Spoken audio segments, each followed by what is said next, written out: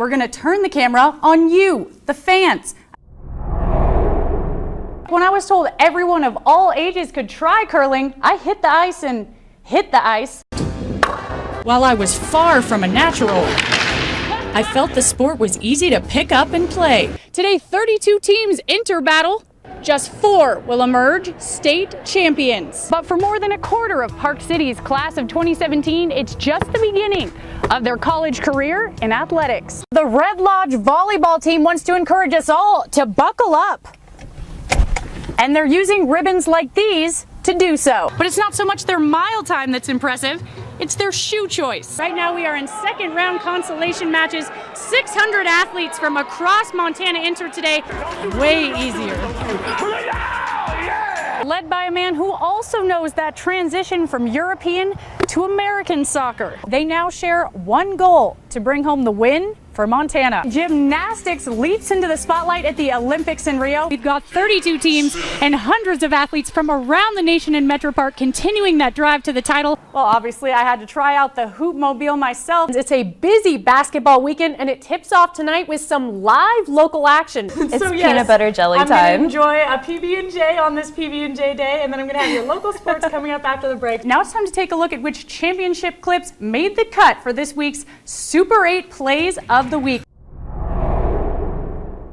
Rams head coach Kylie writes, and Kylie, it's a family affair leading Central Volleyball this year. You guys stuttered a little bit in the second part of the season. How did you guys turn that around to seal this ticket to the championships? But let's talk about this 8 seed. They knocked off the number 1. They were up against Shawnee State in the first round. I want everybody to know I'm not standing in a hole. She's a 6-footer. She's 6'3", and so just for this, I broke out the wooden stool, and now we're equal.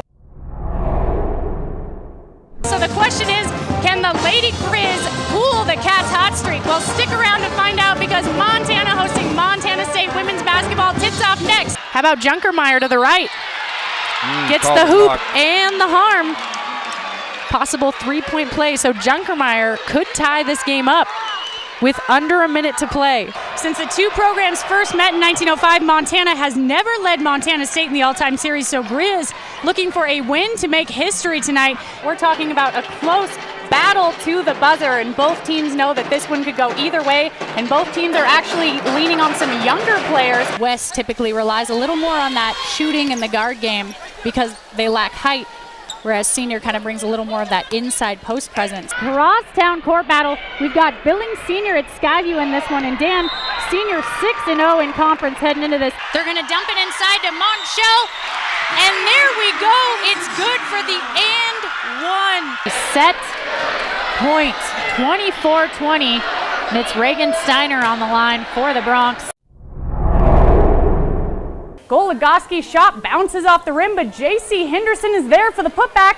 Lady Grizz take the lead. Quarterback Nathan Dick trying to find a teammate, finds the wrong one. There's CMR's Chase Lynn with the interception, and look at him hit the ground running. He throws one to the end zone, but it's intercepted by Bismarck Century's Zach Sweep. North Dakota defense showing strong here. Hayes hanging on long enough to take the top spot in round 2 with 89.5. Tyler Gearcheck leaps over the line in 15-34. And more Skyview defense in the fourth. Jasmine Hill hits to short.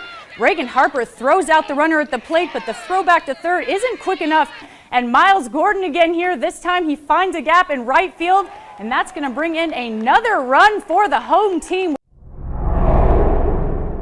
Well, not everyone can make it home for the holidays, so one local team wanted to bring Christmas to those spending the weekend in the hospital. Here's how the Golden Bears are sharing their spirit of giving. With a little tape and a lot of teamwork, Billings West boys basketball make the season brighter for local pediatric patients. I think a lot of us on the team have been injured. You know, we've been in sports our whole life, and it's never fun to be in the hospital, especially over Christmas. So we just kind of wanted to do something to just help out. After raising money through their Tips for Tots tournament, the basketball team was a big part of it. We had like 49 teams at the Tips tournament. We raised close to $1,000. The Bears boys bought gifts from patients' wish list. The kids all pretty much wrote down like 3 of the things they wanted, and we kind of did our best to pick at least one of them out. They then made a special holiday delivery to Billings Clinic. I'm sure they were a little nervous when like 15 of us walked in there, but the girl that got the teddy bear especially was like speechless. She was pretty happy. Isn't that what you asked for? You like it? Yeah. Let's go. This is bigger than yours. Grateful, excited, amazed that we've got this wonderful group of young men who are wanting to do something and give back to the community. Jade and I have the West High boys basketball team here. They brought you a gift. Merry Christmas, buddy. I hope it makes them really happy. I hope it just warms their heart, warms our heart, you know. With every cent and sentiment, the boys bond over a special cause and true spirit of Christmas. Just a great feeling, you know, seeing all these little kids with smiles on their face. It's awesome. And then, I don't know, it's just kind of fun being around the big teddy bear all day too. Merry Christmas! I've been wanting to do it for God knows how long. Kenna Hazen dreams of riding in rodeos. I got the chance to, and I took it without telling my parents, and then I told them that I signed up. But it's not the horses or barrels that piqued this 16-year-old's interest. It's these guys. I do want to get in the NFR, and I do want to go to the PBR. PBR, professional bull riders. But for Kenna, getting onto the backs of these beasts might be even harder than staying on. There's more than a few that have told me that I'm not allowed to ride just because I'm a girl. What's the difference between me riding and one of the guys riding, me getting hurt and one of the guys getting hurt? High schools want kids to follow their dreams. But how come when I want to follow my dream, I can't because they're the people keeping me from it? High school organizers are using a rule put in place to protect women's opportunities to limit Kenna's. The Montana High School Rodeo Association has to follow the Title IX that says you got to have equal number of sports for boys and for girls. And if we open it up to the girls could ride bulls, and boys would want to start barrel racing or goat tying, and so I'm not sure that they're ready to open that door yet. So Kenna travels hundreds to thousands of miles just for a chance to get on a bull. You'd think that Montana being like a well-known rodeo state, you think they would allow more girls to ride, more opportunities to ride. World champion bull rider Johnny Jonkowski knows the struggle. There was no place to practice in Billings here, zero, so it took a lot of travel. I didn't want any money, I just wanted to get on some stuff. Now, Jonkowski is working with Kenna and the upcoming generation of cowgirls trying to ride rough stock. They got to be physically ready for the challenge, they got to be emotionally ready for the challenge, and they got to be talented. Meaning you got to put your hours in, you got to put your dues in. All for a chance to hang on for 8 seconds. And Kenna says all that time is worth it when they open the gate. It feels great because I know there's a lot of people that do look up to me and that do support me for it.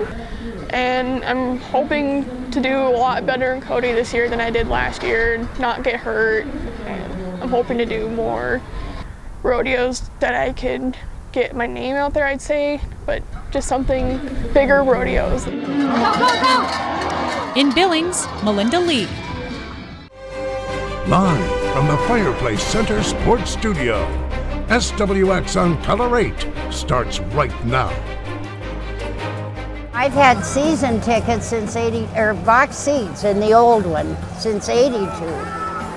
These local ladies have been cheering on the Mustangs for more than 60 years now. Hey friends, and welcome back to the SWX studio. We're gonna meet those super fans in a moment. First, let's check out the team they were rooting for tonight.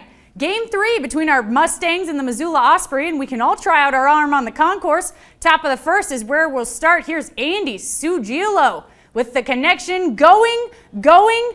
Guess what, folks? That's a solo home run. Mustangs go up 1-0. Bottom of the fourth now, Mustangs up 2-0. Leandro Santana, solo shot. Guess what? That's going to make it 3-0 for the home team. Billings starting hot. Same inning, Santana. Single up the middle, and look, just out of the reach of the defender, Jake Turnbull works the foot pedals and slides into third. That'll set him up nicely. Next batter, Satchel McElroy, doubles to left field, scoring Turnbull. That'll make it 4-0 as he crosses the home plate. Ospreys score late, but Mustangs are on top of this one. Final score 8-2 to give our home team the 1-win advantage in the series. And players on the Mustangs roster come to Billings from all over the country, even outside of the U.S. I met with one woman who hosts these athletes during the season and shares the reward of her growing family. Within this wooden chest, Rita Carr G. Bink stores 11 years of memories of her time hosting local minor league baseball players. My most recent addition is my glove that I got last year, and it is Andy Cox's college glove. She says these athletes enter her home as guests and leave as family. We've had, I think, close to 50 different players living with us. We've hosted guys from the Dominican Republic, from Canada, from New York, from Florida, from Texas, from California. So we've got friends. We can actually say we have family all around the United States and across the globe. The biggest reward is just their gratefulness and learning a little piece of somebody that you're going to see out on the field. It brings us onto the field. One of the coolest things about it too is when you watch them go on and they become players for the Reds, and I get to brag that, oh, that player told me that my pancakes made him jump higher, so now everybody gets pancakes. It's kind of superstitious in our house now, so it's really cool to know that they have memories of their time that they spent here. Pancakes help us all jump higher, right? That's why we eat them. Rita says she first learned about the opportunity to host minor league players from a stadium announcement. Now we're announcing that if hosting Mustangs for the summer interests you, you can call the Mustangs main line and coordinate with the team to do so. And our Mustangs are lucky to have these two super fans cheering them on for more than 6 decades. When did you guys become Mustangs fans? Well, in the 50s, because we lived right over on 32nd. And Rita used to listen and come to them. She listened in the 50s. And I've had season tickets since box seats in the old one since 82. Well, it's getting better and better every year. And they're such a neat team.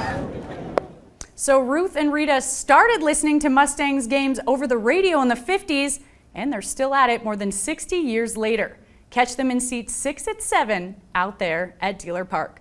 And very rarely, if ever, do you see 3 sisters play or commit to play Division I college basketball. But that happens to be the case with Fairfield's Molly, Lizzie, and Natalie Klinker.